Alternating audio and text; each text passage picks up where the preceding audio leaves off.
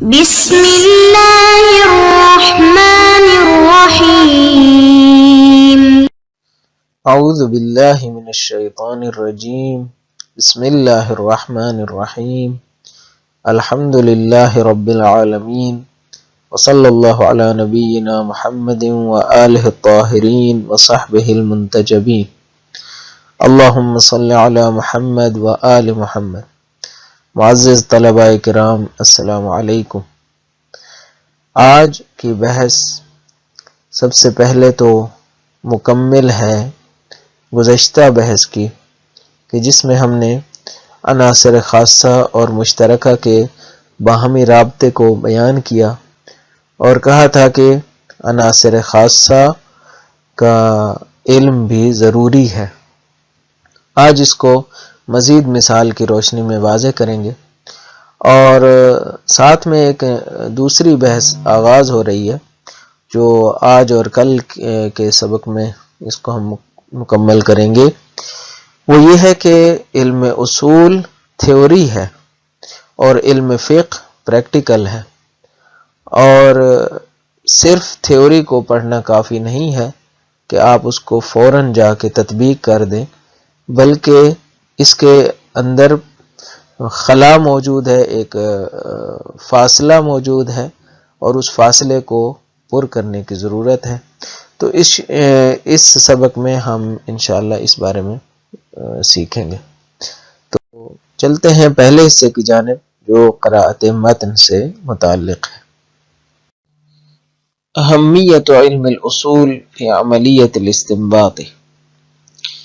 فالعناصر المشترکة والعناصر الخاصة قطبان مندمجان في عملية الاستنباط ولا غنى للعملية عنهما معا.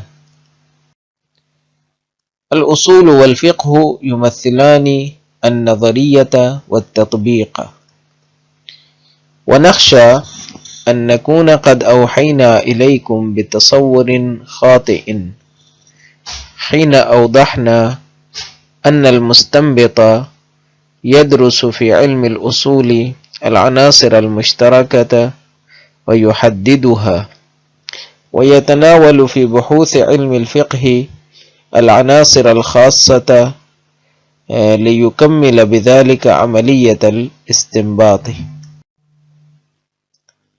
إذ قد يتصور البعض أن إذا درسنا في علم الأصول العناصر المشتركة في عملية الاستنباط وعرفنا مثلا حجية الخبر وحجية الظهور وما إليهما من العناصر الأصولية، فلا يبقى علينا بعد ذلك أي جهد علمي، إذ لا نحتاج ما دمنا نملك تلك العناصر إلا إلى مجرد استخراج الروايات والنصوص من مواضعها لكي تضاف إلى العناصر المشتركة ويستنبط منها الحكم الشرعي، وهو عمل سهل بطبيعته لا يشتمل على جهد علمي. ولكن هذا التصور خاطئ إلى درجة كبيرة، لأن المجتهد إذا مارس العناصر المشتركة لعملية الاستنباط وحددها في علم الأصول لا يكتفي بعد ذلك بتجميع أعمى للعناصر الخاصة من كتب الأحاديث والروايات مثلا، بل يبقى عليه أن يمارس في علم الفقه تطبيق تلك العناصر المشتركة ونظرياتها العامة على العناصر الخاصة. والتطبيق مهمة فكرية بطبيعتها تحتاج إلى درس وتمحيص، ولا يغني الجهد العلمي المبذول أصوليا عن بذل جهد جديد في التطبيق. یہ تو تھی آج کی عبارت جو ہم نے قرأت کر لی. اب ان سے ماخوذ نکات کی طرف آتے ہیں. گزشتہ بحث میں ہم نے جو آخری بحث کی تھی گزشتہ سبق میں، وہ یہ تھی کہ قواعد مشترکہ کا علم کافی نہیں ہے، عناصر خاصہ بھی ضروری ہے۔ اور ہم نے اس کے لیے مثال دی تھی کہ جس طرح نجار ہے اس کے لیے فن و مہارت ہونا ضروری ہے، کافی لیکن کافی نہیں ہے، اس کے ساتھ ساتھ اس کے پاس آلات بھی ہونے چاہیے، ابزار بھی ضروری ہیں جن ابزار کے ذریعے وہ کام کر سکے اور اپنے فن کو اور اپنی مہارت کو استعمال کر سکے۔ سارا کام تو ہاتھ سے نہیں ہوتا، اس نے اگر لکڑی کو تراشنا ہے، خراشنا ہے اور اس کو حالت دینی ہے، اس کو مختلف طریقوں سے اس کے اوپر کام کرنا ہے، تو ظاہر ہے اس کو ابزار کی ضرورت ہے، آلات کی ضرورت ہے۔ اسی طرح ہمیں استنباط کے لیے بھی قواعد مشترکہ کافی نہیں ہے۔ قواعد مشترکہ مہارت دیتے ہیں، لیکن اس کے مہارت کے استعمال کے لیے ابزار کی ضرورت ہے۔ آج اسی کو ہم مزید سمجھنے کی کوشش کرتے ہیں، اسی کنسپٹ کو ایک مثال کی روشنی میں، اور اس کو میں نے عنوان دیا ہے کہ عناصر خاصہ اور مشترکہ کا گہرا تعلق کیسے سمجھیں گے۔ گہرا تعلق اس لیے کہ شہید نے جہاں پہ جو لفظ استعمال کیا ہے وہ ادغام شدہ دو قطب ہے، قطبان مندمجان۔ عناصر خاصہ اور مشترکہ دو ایسے محور ہیں، دو ایسے بنیادی اصول ہیں، دو ایسی بنیادی چیزیں ہیں جو ایک دوسرے میں مندمج ہیں، ایک دوسرے میں گندھی ہوئی ہیں، ملی ہوئی ہیں، اور اس کو ہم مثال کے ذریعے سمجھنے کی کوشش کرتے ہیں۔ دیکھیں، عناصر خاصہ کی ایک مثال یہ روایت ہو سکتی ہے کہ جس میں فرمایا کہ کل شیء طاہر حتی تعلم انہ قذر یا نجس، ہر چیز پاک ہے جب تک آپ کو یقین نہ ہو کہ یہ قذر ہے یا نجس ہے۔ تو یہ ایک عنصر خاص ہے۔ اب کیونکہ یہ روایت ہے تو عناصر مشترکہ بھی اس میں شامل ہیں، اور اس میں عناصر مشترکہ یعنی جو اصول میں بحث ہوتے ہیں وہ ہے حجیت خبر واحد، کہ ایک آدمی جو ثقہ ہے وہ اگر آپ کو آ کے خبر دیتا ہے، یعنی روایت لکھتا ہے، روایت بتاتا ہے، تو وہ حجت ہے۔ تو بس ایک عنصر خاص اس میں شامل ہے، ایک جو ہے وہ عنصر مشترک اس میں شامل ہے۔ اور اگر یہ حدیث نہ ہوتی تو قاعدہ اصالت طہارت وجود میں نہ آتا، یعنی جو آپ استنباط کر رہے ہیں اس کے لیے دو قطب کا تصور کیسے ہے، یہاں پہ ہے کہ اگر یہ حدیث نہ ہوتی، اگر تو کل شیء طاہر حتی تعلم انہ قذر نہ ہوتا تو صرف یہ کہہ دینا کہ خبر واحد حجت ہے، کیا استنباط حکم شرعی یا قاعدہ اصالت طہارت جو کہ شریعت کا حکم ہے، کیا اس سے استنباط ہو جاتا؟ کبھی بھی نہ ہو سکتا۔ قاعدہ اصالت طہارت اگر یہ حدیث نہ ہوتی تو وجود میں ہی نہ آتا، قاعدہ اصالت طہارت وجود میں نہ آتا۔ اور اگر خبر واحد کی حجیت نہ ہوتی، اگر خبر واحد کی حجیت ثابت نہ ہوتی، ولو یہ حدیث موجود ہوتی، یہ حدیث موجود ہوتی لیکن خبر واحد کی حجیت ثابت نہ ہوتی، یعنی عنصر مشترک موجود نہ ہوتا، تو پھر بھی کیا حکم طہارت اس سے استنباط ہو سکتا تھا؟ قاعدہ اصالت طہارت اس سے استنباط ہو سکتا تھا؟ پھر بھی نہیں ہو سکتا۔ کیوں؟ اس لیے کہ خبر واحد اگر حجت نہ ہو تو آپ کے پاس جتنی بھی اخبار واحدہ ہیں وہ استنباط کی صلاحیت سے محروم رہ جاتی ہیں۔ پس اگر ایک حکم شرعی کو استنباط کرنا ہے تو اس کا ایک محور خود عناصر خاصہ ہیں، جیسا کہ اس مثال میں کل شیء طاہر حتی تعلم انہ قذر، اور دوسرا کیا ہے؟ خود حجیت خبر واحد ہے، یہ عناصر مشترکہ ہیں۔ تو پس عنصر خاص نہ ہو تب بھی استنباط نہیں ہو سکتا، عنصر عام نہ ہو، عنصر مشترک نہ ہو تب بھی استنباط نہیں ہو سکتا۔ تو یہ دو قطب ہیں جو آپس میں ملے ہوئے ہیں ان کو جدا بھی نہیں کیا جا سکتا اور ان کے بغیر کام بھی نہیں ہو سکتا۔ تو یہ پہلا نقطہ تھا جس کی طرف شہید نے اس نتیجہ گیری میں اشارہ کیا، اور ہم نے اس کو کل بھی پڑھا تھا، آج ہم نے اس کو مثال کے ذریعے مزید واضح کر دیا۔ اب اگلے نقطے کی طرف آتے ہیں، اور وہ یہ ہے کہ علم اصول نظریہ ہے، تھیوری ہے، اور علم فقہ اسی نظریے کی تطبیق ہے۔ علم فقہ اسی نظریے کی تطبیق ہے۔ علم اصول پڑھ لینے سے نظریات کا علم آ جاتا ہے، لیکن نظریہ کا پڑھ لینا تطبیق کی مہارت کے لیے کافی نہیں ہے۔ کوئی یہ نہ سمجھ لے کہ آپ نے نظریے کو اور تھیوری کو پڑھ لیا ہے تو بس آپ بڑے آرام سے آ کے بڑے سکون سے اس کو جو ہے نا تطبیق کرتے جائیں، اور روایات کو آپ دیکھتے جائیں، تو آپ کہیں کہ یہ ثقہ ہے، یہ غیر ثقہ ہے، اور اس کو آرام سے جو ہے نا تطبیق کرتے جائیں۔ یہ کافی نہیں ہے۔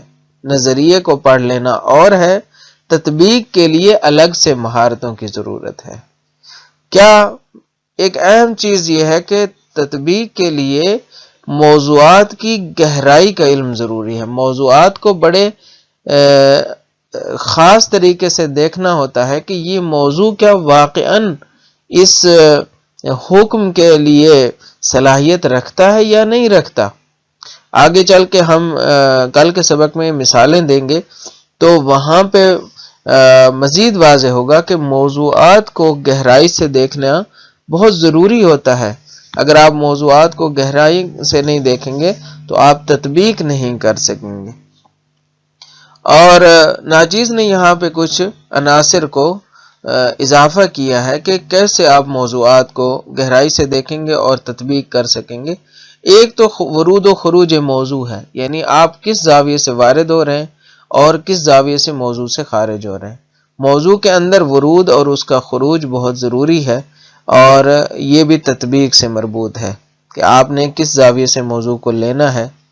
دوسرا زاویہ نظر ہے کہ آپ جو ہے جب موضوع کی طرف پردازش کر رہے ہیں، تحلیل کر رہے ہیں، تو اس میں آپ کا زاویہ نظر کیا ہے۔ اور اسی میں روش شناسی اجتہاد بھی آ جاتی ہے کہ ہمارے پاس روش شناسی اجتہاد کے لیے کوئی باقاعدہ طور پہ علم یا باقاعدہ طور پہ کتابیں کم لکھی گئی ہیں، لہٰذا یہ تطبیقی عناصر ہیں کہ جو استاد شاگرد میں منتقل کرتے ہیں، سینے بسینہ منتقل ہوتی ہیں، یہ نامرئی طور پہ منتقل ہوتی ہیں کہ اجتہاد کو کیسے انجام دینا ہے۔ بس اصول پڑھ لیا اور فقہ میں اس کی تطبیق کر دی، لیکن یہ درمیان کا جو پروسیجر ہے یہ کیسے سیکھیں گے؟ یہ مختلف طریقوں سے مہارت حاصل کرنی ہوتی ہے، نامرئی انداز میں تطبیقاتی مہارتیں سیکھنی ہوتی ہیں۔ تو بس اس موضوع پہ توجہ ضروری ہے کہ ورود و خروج موضوع اور آپ کا زاویہ نظر، آپ کہاں سے وارد ہو رہے ہیں، کیسے وارد ہو رہے ہیں، اور روش شناسی اجتہاد، ان کو اگر مد نظر قرار دیں گے تب آپ کو تطبیق کا علم آئے گا۔ اب سبق کے تیسرے حصے کی جانب چلتے ہیں، وضاحت متن۔ فالعناصر المشترکۃ والعناصر الخاصۃ قطبان مندمجان فی عملیۃ الاستنباط۔ یہ گزشتہ بحث ہی کا نتیجہ ہے کہ جس میں شہید نے فرمایا تھا کہ عناصر خاصہ کافی نہیں ہیں بلکہ عناصر مشترکہ ضروری ہیں۔ فرماتے ہیں کہ عناصر مشترکہ اور عناصر خاصہ دو قطب ہیں جو آپس میں مندمج ہو چکے ہیں، جو آپس میں مخلوط ہو چکے ہیں عملیات استنباط کے لیے، اور اس کے ہم نے مثال بھی دے دی۔ قطب کا جو لفظ ہے مختلف اس کے معنی ہے، محور کے معنی میں بھی ہے۔ قطب یعنی چکی کے جو دو محور ہوتا ہے اس کو قطب کہتے ہیں۔ اسی طرح آپ کہیں کہ وہ چیز جس سے کسی چیز کا قوام ہوتا ہے، بنیادی جو عناصر ہوتے ہیں جس پر کوئی عمارت کھڑی ہوتی ہے، کوئی کسی چیز کا قوام وجودی ہوتا ہے، اس کو بھی قطب کہتے ہیں۔ میرا خیال ہے کہ یہاں مراد یہی ہے، یعنی استنباط کے جو دو اصلی عناصر ہیں جس کے اوپر استنباط کی پوری عمارت کھڑی ہوتی ہے اس کو یہاں پہ مراد لیا ہے، اور وہ دو بنیادی قواعد ہیں یا بنیادی چیزیں ہیں جس پہ پورا استنباط کھڑا ہوتا ہے، اور وہ کیا ہے؟ ایک عنصر خاص ہے، ایک عنصر مشترک ہے۔ تو عناصر خاصہ اور عناصر مشترکہ دو بنیادی چیزیں ہیں، اور ایسی دو بنیادی چیزیں جو مندمج ہیں، یعنی دو جڑی ہوئی ہیں، ان ملی ہوئی ہیں، آپس میں مخلوط ہو چکی ہیں۔ اور جیسے ہم نے مثال دی قاعدہ اصالت طہارت کو استنباط کرنے کے لیے، جہاں عنصر خاص یعنی روایت کا ہونا ضروری ہے، حدیث کا ہونا ضروری ہے، وہیں آپ کے لیے اس حدیث کی حجیت کا اس بات بھی ضروری ہے۔ وَلَا غِنَى لِلْعَمَلِيَّةِ عَنْهُمَا مَعًا، اور کوئی غنا نہیں ہے، کوئی بے نیازی نہیں ہے، بے نیازی نہیں ہے، یعنی انسان بے نیاز نہیں ہو جاتا عملیات استنباط کے لیے، عنہما معًا، ان دونوں سے باہم، ان دونوں سے بے نیاز نہیں ہو سکتا، یعنی ان دونوں کا ہونا ضروری ہے۔ تو اس بحث کو یہیں پہ ختم کر دیا۔ اب نئی بحث ہے، فرماتے ہیں کہ الاصول والفقہ یمثلان النظریۃ والتطبیق۔ اصول ممثل ہے یعنی نمائندگی کرتا ہے کس کی؟ نظریے کی۔ والفقہ یمثل التطبیق، فقہ جو ہے وہ در حقیقت تطبیق کا نمائندہ ہے۔ ونخشا، یہاں پہ شہید جو ہے وہ ایک اور انداز سے اس مسئلے کو بیان کرتے ہیں تاکہ بات ذہن نشین ہو جائے۔ فرماتے ہیں کہ ہمیں خطرہ لاحق ہے یا خوف لاحق ہو گیا ہے کہ ان نکون قد اوحینا الیکم بتصور خاطئ، کہ ہم نے آپ کی طرف ایک غلط تصور منتقل کر دیا ہو۔ اوحینا الیکم یعنی آپ کی طرف منتقل کرنا، ایحاء یعنی ایک پیغام مخفی کو کہتے ہیں۔ آپ مخفیانہ کوئی چیز جب کسی کی طرف منتقل کرتے ہیں تو اس کو ایحاء یا وحی بھی کہا جاتا ہے۔ وحی کو وحی بھی اسی لیے کہتے ہیں کہ وہ مخفیانہ پیغام ہوتا ہے، دوسروں کے لیے اتنا واضح نہیں ہوتا۔ حین اوضحنا ان المستنبط یدرس فی علم الاصول العناصر المشترکۃ، جب ہم نے وضاحت کر دی ہے کہ جو مستنبط ہوتا ہے، استنباط کنندہ ہوتا ہے، وہ علم اصول میں عناصر مشترکہ کو پڑھتا ہے، دراست کرتا ہے، سمجھتا ہے، وَيُحَدِّدُهَا اور ان کا تعین کرتا ہے، وہ حد بندی کرتا ہے، وَيَتَنَاوَلُ فِي بُحُوثِ عِلْمِ الْفِقْهِ الْعَنَاصِرَ الْخَاصَّةَ، اور علم فقہ میں وہ عناصر خاصہ کو نائل ہوتا ہے اور ان تک پہنچتا ہے، تاکہ کیا کرے؟ لِيُكَمِّلَ بِذَلِكَ عَمَلِيَّةَ الْاِسْتِنبَاطِ، تاکہ وہ اس کے ذریعے عملیات استنباط کو پائے تکمیل تک پہنچا سکے۔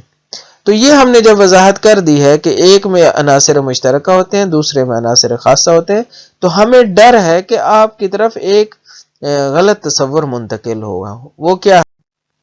وہ یہ ہے کہ مثلا اذ قد يتصور البعض ان اذا درسنا في علم الاصول على العناصر المشتركة في عملية الاستنباط، بعض لوگوں کا یہ خیال ہو سکتا ہے، قد یعنی یہاں پہ تقلیلیہ ہے، ہو سکتا ہے کہ بعض لوگ یہ تصور کریں کہ جب ہم نے علم اصول میں عناصر مشترکہ کو پڑھ لیا، وہ عناصر جو مشترک ہیں عملیات استنباط میں، وہ عرفنا اور ہم نے جان لیا، عرفنا پہچان لیا، مثلا کس چیز کو پہچان لیا؟ حجیت الخبر و حجیت الظہور وما الیہما من العناصر الاصولیہ، خبر کی حجیت کو جان لیا، خبر ثقہ حجت ہے، روایت ثقہ حجت ہے، ظہور حجت ہے، ظہور عرفی یعنی کسی بھی چیز میں جب کوئی کلام ہوتی ہے اور اس کا ایک ظہور عرفی ہوتا ہے، سماج اس سے جو چیز سمجھتا ہے، عام طور پہ عقلاء جو چیز سمجھتے ہیں ان الفاظ سے، تو یہ حجت ہے، یہ ہم نے جان لیا علم اصول میں۔ وما الیہما من العناصر الاصولیہ، اور اس جیسے دیگر جو عناصر اصولیہ ہیں ان کو ہم نے پہچان لیا، تو بس فلا یبقى علینا بعد ذلك ای جہد علمی، تو اس کے بعد ہمارے لیے کوئی دوسری علمی تلاش باقی نہیں رہتی، اور ہم سریع جو ہے وہ کس تک پہنچ جائیں گے؟ تطبیق تک پہنچ جائیں گے اور استنباط کر لیں گے۔ اذ لا نحتاج ما دمنا نملك تلك العناصر الا الى مجرد استخراج الروایات والنصوص من مواضعها. کیوں ضرورت نہیں ہے؟ کہتے ہیں کہ ہمارے لیے ضروری نہیں ہے، کیونکہ ہمارے پاس وہ عناصر مشترکہ کا علم موجود ہے. تلک العناصر سے مراد عناصر مشترکہ ہے. عناصر مشترکہ جب ہمارے پاس ہیں تو لا نحتاج الا، ہمیں صرف ایک چیز کی ضرورت ہے. وہ کیا ہے؟ کہ الی مجرد استخراج الروایات، وہ چیز یہ ہے کہ ہم صرف استخراج روایات کریں، صرف روایات کو نکالیں. لا نحتاج الا یعنی ہمیں ضرورت نہیں ہے سوائے اس چیز کی. وہ کیا ہے کہ ہم روایات کو استخراج کریں. اور نصوص، اور وہ نصوص بھی انہیں روایات کو ہی کہا جاتا ہے عام طور پہ، اگرچہ آیات کو بھی شامل ہے. النصوص القرآنیہ مثلا من مواضعها، اور ہم ان کو استخراج کریں ان کے مواضع سے. مثلا طہارت کی روایات ہیں، طہارت کے مواضع سے. اسی طرح صلاۃ کی ہیں تو وہاں سے نکال لیں. اسی طرح دیگر ابواب کی ہیں تو ان کو استخراج کریں. لکی تضاف الی العناصر المشترکہ، اور تاکہ ان کو نسبت دیں عناصر مشترکہ کی طرف، اضافہ کریں عناصر مشترکہ کی طرف. یعنی کہیں کہ مثلا یہ روایت کیا ہے؟ ثقہ ہے، یہ روایت اس میں ظہور رکھتی ہے. وَيُسْتَنْبَطَ مِنْهَا الْحُكْمُ الشَّرْعِي، اور اس سے استنباط کیا جائے حکم شرعی. بس ان کو استخراج کر کے حکم شرعی کو استنباط کریں. وَهُوَ عَمَلٌ سَهْلٌ بِطَبِيعَتِهِ لَا يَشْتَمِلُ عَلَى جُهْدٍ عِلْمِي، یہ ایک آسان عمل ہے اور کسی علمی جہد کا محتاج نہیں ہے. تو ایسا تصور خاطئ انسان کے ذہن میں آ سکتا ہے. لیکن اب شہید آ کے اس تصور کی غلطی کو بیان کرتے ہیں. وَلَكِنْ هَذَا التَّصَوُّرُ خَاطِئٌ إِلَى دَرَجَةٍ كَبِيرَةٍ، یہ بہت ہی غلط تصور ہے، خطا ہے، اس کے اندر اشتباہ ہے. إِلَى دَرَجَةٍ كَبِيرَةٍ، بہت بڑی غلطی. لأن المجتهد إذا مارس العناصر المشتركة لعملية الاستنباط وحددها في علم الأصول لا يكتفي بعد ذلك بتجميع أعمى للعناصر الخاصة. کہتے ہیں مجتہد جب عناصر مشترکہ کو ممارست کرتا ہے، عملیات استنباط میں جو عناصر مشترکہ ہیں ان کو ممارست کرتا ہے اور ان کا تعین کرتا ہے، وحددها في علم الأصول، علم اصول میں اسے معین کر دیتا ہے کہ مثلا یہ عناصر جو ہے وہ ہمارے پاس موجود ہیں. لا یکتفی بعد ذلک بتجمیع اعمی، اس کو اندھا دھند جو ہے انی پا کے مثلا ہمارے زبان میں، کہ ایسے ہی خود اندھا دھند جو ہے وہ کیا کرے، وہ عناصر خاصہ کو ترکیب کرنا شروع کر دے، جمع کرنا شروع کر دے کہ بس اب تو مجھے آ گیا ہے، اب میں جو ہے نا ایسے ہی بیٹھ کے روایات کو جمع کرتا جاؤں گا اور میں نتیجے لیتا جاؤں گا. یہ خاص کافی نہیں ہے. من کتب الاحادیث والروایات مثلا، یہ کافی نہیں ہے. بل یبقى علیہ، اس کے اوپر باقی رہتا ہے کہ ان یمارس فی علم الفقہ تطبیق تلک العناصر المشترکہ، اب وہ تطبیق کرنا سیکھے کہ کون سی روایت کیسے لینی ہے، اس کو تطبیق کیسے کرنا ہے. وَنَظَرِيَاتِهَا الْعَامَّةِ، ان عناصر اور ان نظریات عامہ کو عناصر خاصہ پر تطبیق کرنا، اس مرحلے کو بھی سیکھنا ضروری ہے. وَالتَّطْبِيقُ مُهِمَّةٌ فِكْرِيَّةٌ بِطَبِيعَتِهَا تَحْتَاجُ إِلَى دَرْسٍ وَتَمْحِيصٍ، تطبیق خود مہمہ فکریہ ہے اپنی طبیعت کے اندر، یعنی خود تطبیق کی جو وہ ہے وہ ایک فکری مہم ہے، وہ ایک علیحدہ مرحلہ ہے فکری انداز کا، فکری طرز کا، کہ اس کے لیے خود علیحدہ سے درس کی ضرورت ہے، مطالعے کی ضرورت ہے، دراست کی ضرورت ہے، اور تمحیص اور تخلیص کی ضرورت ہے. اس میں آپ کو ٹائم لگانا پڑے گا، اختبار کی ضرورت ہے آپ کو، اس کے لیے تجربہ کی ضرورت ہے. تمحیص کے مختلف معنی ہیں، اصل میں تو خالص کرنے کے معنی میں ہوتا ہے، اور اختبار کے معنی میں بھی آتا ہے، تجربے کے معنی میں بھی آتا ہے. ولا يغني الجهد العلمي المبذول اصوليا عن بذل جهد جديد في التطبيق، بس اور غنی نہیں کرتا، بے نیاز نہیں کرتی وہ تلاش اور جد و جہد، وہ کاوشیں جو علمی طور پہ اصولیاً مبذول کی گئی ہیں، یعنی اصولی کاوشیں وہ آپ کو بے نیاز نہیں کرتی ان بدل جہد جدید فی التطبیق، کہ آپ جد و جہد کریں، کاوش کریں، جدید طریقے سے کاوش کریں، ایک نئی کاوش کریں تطبیق کے لیے۔ تطبیقی کاوشیں علیحدہ ہیں اور اصولی کاوشیں علیحدہ ہیں، یہ علیحدہ دو مراحل ہیں، ان کو علیحدہ علیحدہ اس کے اوپر کوشش کرنی ہے۔ تو یہ تھا آج کا سبق۔ اب اس کے خلاصے کی جانب چلتے ہیں، انشاءاللہ کل جو ہے اس کو مثال کی روشنی میں واضح کریں گے اگلے سبق میں۔ عناصر مشترکہ اور عناصر خاصہ کے باہمی رابطے کی بحث آج ہم نے مکمل کی ہے۔ اسی طرح نظریہ اور تطبیق کے درمیان جو فاصلہ ہے اس کو اجاگر کرنے کی کوشش کی ہے کہ ان دو کے درمیان فاصلے کو ضروری سمجھیں اور اس گیپ کو جو ہے وہ کاوش کے ذریعے پورا کرنا ہے اور حل کرنا ہے۔ اور تیسرا جو ہے وہ یہ ہے کہ اس فاصلے کو جو پورا کرنا ہے اس کے لیے مہارت اور ممارست کی ضرورت ہے۔ امید ہے یہ سبق بھی آج آپ کے لیے مفید رہا ہوگا۔ سلامت رہیں، کامیاب رہیں، سرفراز رہیں۔ السلام علیکم ورحمۃ اللہ وبرکاتہ۔